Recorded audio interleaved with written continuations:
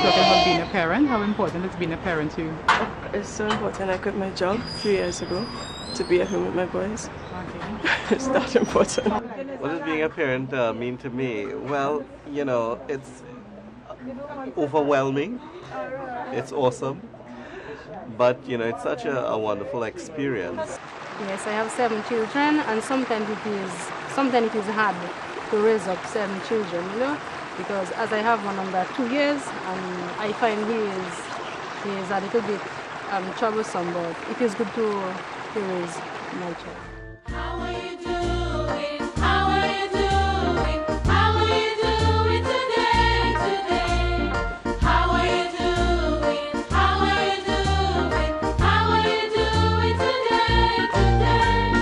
I am doing fine, thank you. I am doing fine, thank you. I am doing fine, thank you.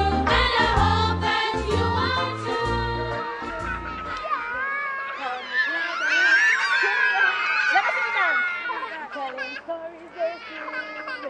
Come gather round, children, telling stories this evening. Come. Hi, my name is Samantha Peer, and I'm also a storyteller. Now, I use all sorts of Caribbean folk characters in my stories, like Laja Bless, Sukunya, Papa Bois, Rolling Calf. Now, when you hear a good story, think about it. That story tells you a little bit about who you are, where you live in, how you just do your thing. The story I want to tell you about today is about children birth to 5 and the way that they are taught of by their parents and caregivers, and the way that this perception leads to the images we have of our children, which affects the way in which we raise them. I also want to tell you about the research that the Caribbean Support Initiative is doing in the Caribbean. They just went to Dominica and here in Trinidad, and they did a study. They spoke with parents, they spoke with caregivers, they visited schools, they visited homes, and they talked about the knowledge, the attitudes, the practices, the beliefs of how we raise our children. Come gather round, children, we tell stories this evening. Come gather round, children, we tell stories this.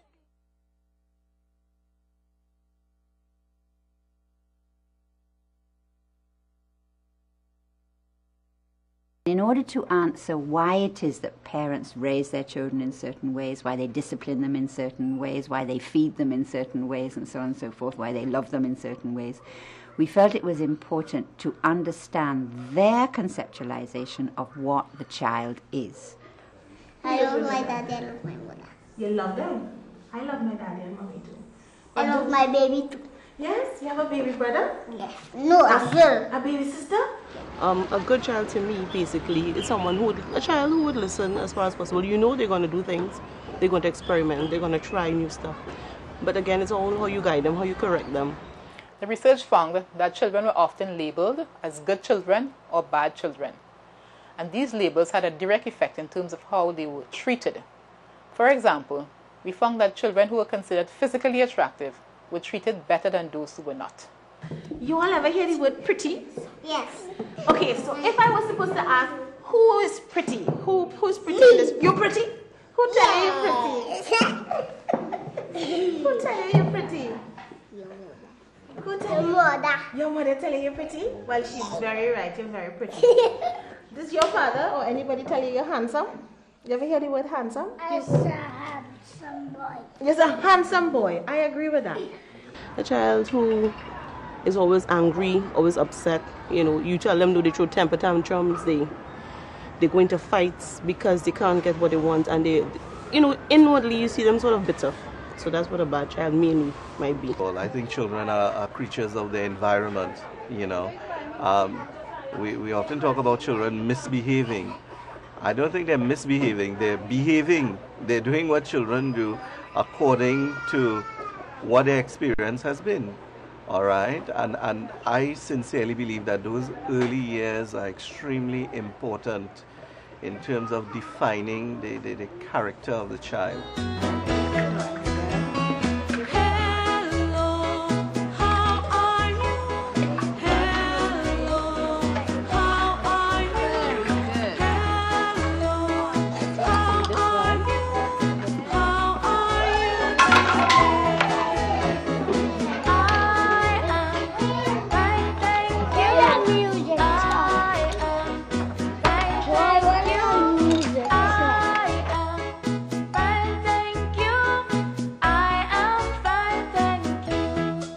all these activities, they might seem a little frivolous, but they contribute to the brain of the child in a very, very serious way, without having them sitting saying A for apple, B for ball.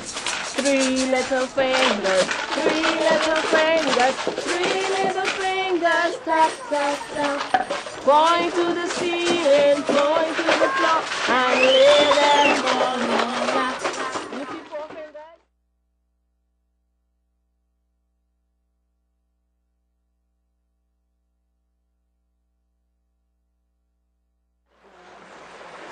Whether we're in Trinidad or right here in beautiful Dominica, all children need some form of discipline.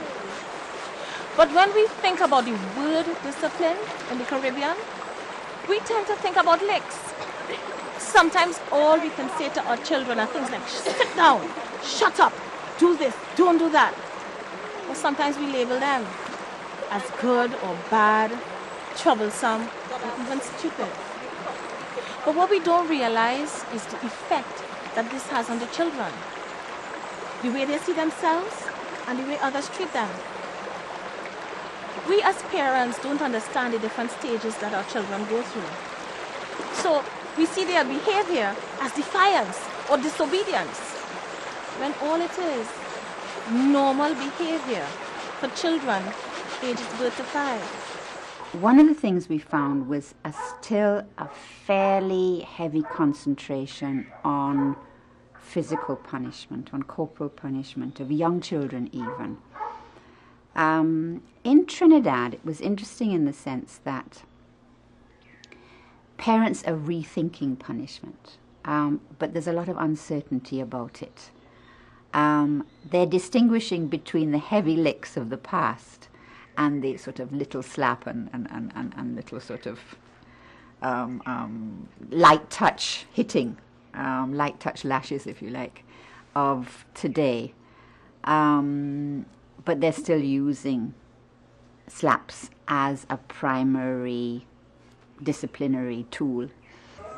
I just talk to them, or when I fed up, I take in a little whip and I beating them for them to behave. Like if I tell them don't play in the dirt, they showing me they playing in it, they going under the cellar. You know, I don't like it, I don't like it. I don't like it at all. Or if I cooking, they want to be by the stove together with me.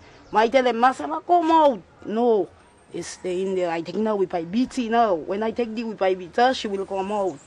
I would give him a little lash, like he pulls the TV and he goes behind. And like I said, he understands the word no. And he would still do it. And he would look at you and you will say no and he will still do it. And I would say, Amos, do not do it. No, no. And he would look at you and do it again. So he gets a little slap. How do you discipline them when they're troublesome sometimes? Well, not only by beating, but by talking. That works for you? Yeah. Mm-hmm. And beating them, But at the same time, when they do something really wrong, then I have to sanction them seriously. Like if your mommy say, sit down here, and you decide you want to play, and you jump up and down, jump up and down, jump up and down. What your mommy would tell you? She'll hit us. She hit you? How? No, she wouldn't hit us. She wouldn't hit? No. Okay.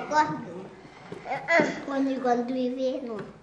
Oh, okay. So it depends on what you do. When I go and do it, my mom not hitting me. She not hitting you? No. What When she I do? go and do it, my mom hitting me. Oh, she's hit you. What she would do you? Nothing. Nothing? She talk to you about it? Oh, good. But sometimes she might hit you. Sometimes your mommy might hit you. Anybody else might get a little... Yes. Yes.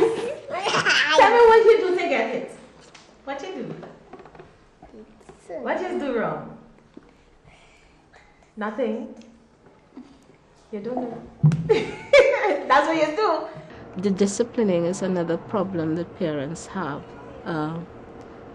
Especially now we're talking about, don't be the child, don't be the child. And of course the problem is, what do you do instead? What is happening is a lot of parents are going, they're between a rock and a hard place kind of thing. Don't be the child. Okay, so I'm not going to hit the child.